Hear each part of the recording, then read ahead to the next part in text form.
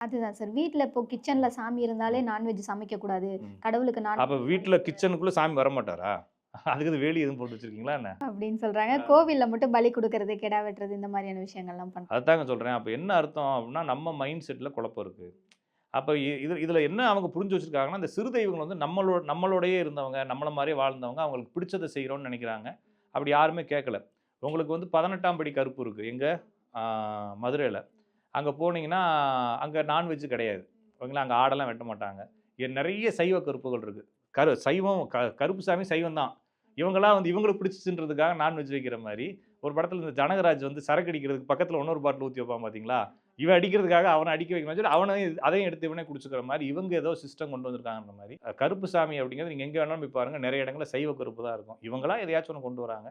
எனவே இங்க நான்வெஜ்ஜா, வெஜ்ஜா அப்படின்னு கேட்கிறப்ப, அது உங்க விருப்பம். உணவுக்குள்ள நான் வரல. ஆனா உண்மையிலே ஆன்மீகம் என்ன சொல்லியிருக்குன்னா, அந்த நான்வெஜ்ஜ விடுங்கன்னு சொல்லியிருக்குது. அது ஏன் விடணும்னா, நீங்க ஆன்மீகத்துக்குள்ள வந்து நீங்களே கேள்வி கேட்டு விடுங்க. நான் எதுக்கு அதுக்கு விளக்கம் சொல்லணும் இல்லையா? அது நீங்களே உங்களுக்கு விடுறப்போ உங்களுக்கே விடைகள் கிடைக்கும். ஆனா, ஒரு வேள